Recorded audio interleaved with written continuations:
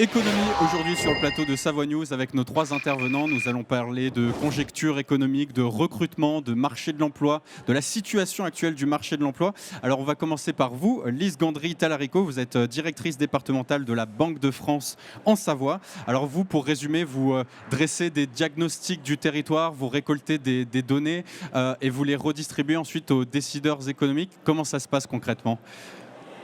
Bonjour à tous. Oui, effectivement, on est un observateur. Alors, ce qui fait notre force, c'est qu'on est un observateur indépendant du territoire. Tous les mois, on collecte des informations provenant des entreprises et en fait, on les collecte de manière directe, soit par des entretiens qu'on réalise.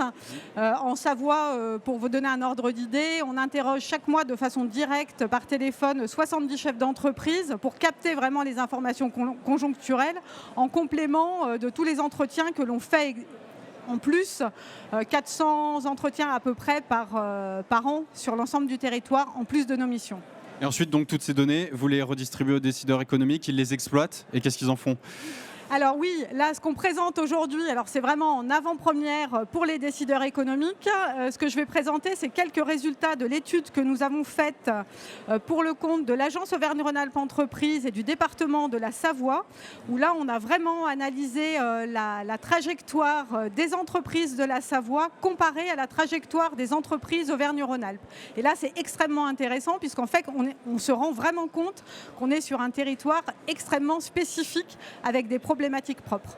Alors Bénédicte Brugière-Cada, donc vous êtes directrice territoriale Pôle emploi Savoie. Quelle est la situation actuelle sur le marché de l'emploi en Savoie ? Alors, bonjour à tous. Donc, le marché de l'emploi en Savoie se porte très bien puisque nous sommes sur un taux de chômage à 5,1 à fin juin. Nous avons une baisse continue des demandeurs d'emploi qui sont inscrits et des offres qui arrivent toujours en nombre avec des secteurs qui se portent aussi bien, même si je pondérerais un petit peu pour le bâtiment et l'industrie où on observe un léger tassement depuis cet été sur les recrutements et les offres que nous captons.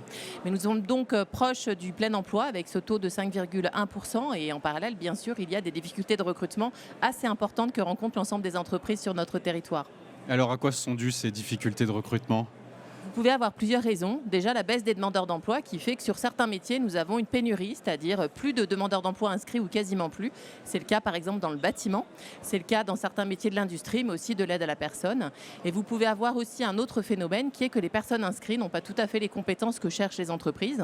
Et il y a donc là, en particulier, de la formation qui peut être mise en place. Et troisième sujet qui est beaucoup plus fort depuis la sortie de la crise Covid concernant les conditions de travail où les gens à salaire équivalent vont parfois décider de changer de secteur parce que le respect de leur vie personnelle, familiale leur semble mieux respecté dans d'autres secteurs. Alors face à ces évolutions, face à ces demandes, ces exigences, que peuvent faire les recruteurs ? Alors, ils doivent continuer à s'investir dans leur recrutement fortement. Il est extrêmement important qu'un recruteur aujourd'hui fasse bien connaître son entreprise, son secteur, travaille son attractivité, ce qu'on appelle la marque employeur en fait, pour se différencier. C'est-à-dire qu'on est sur des techniques commerciales, un petit peu comme lorsque l'on vend ses produits et qu'une entreprise commercialise ses biens. Et il est très important de déposer ses offres, que ce soit à Pôle emploi, dans d'autres job boards, il y en a énormément, ou passer par l'intérim pour certains secteurs qui l'utilisent aussi beaucoup. Et surtout, ces offres d'emploi doivent être le plus précises possible et les plus éclairantes possibles. Et le troisième point, c'est que dans les techniques de recrutement, il faut vraiment s'ouvrir à des modalités différentes, accepter des publics parfois plus éloignés, mais pour lesquels nous sommes prêts à financer de la formation avec les entreprises et bien évidemment ouvrir leurs portes, participer au forum, aux événementiels et se faire connaître. Bien, Marc Bédjura, donc vous êtes président de la CCI Savoie. Un petit mot également sur le marché actuel de l'emploi, comment vous agissez pour décrypter la conjoncture du territoire ? Moi, tout d'abord, je voulais quand même remercier Élise et Bénédicte qui nous accompagnent, qui accompagnent la CCI sur ce première de Decidia. Oui. L'économie, ça nous parle depuis longtemps. On est quand même un peu chauvin et savoyard. Donc tout ce qui touche le territoire pour faire en sorte de faire des entrepreneurs forts et engagés, on est à fond là-dedans. Donc l'emploi, effectivement, on a une spécificité en Savoie. Hein. Madame la directrice, vous allez certainement nous l'annoncer. Pour ça, il faut venir à la conférence. Mais il faut qu'on trouve des solutions. Alors effectivement, il y a des nuages devant nous, un peu forts dans certains sujets, mais on en parlera. On s'est beaucoup investi avec l'équipe de Savoie Expo pour monter ce salon et il y a beaucoup d'ateliers.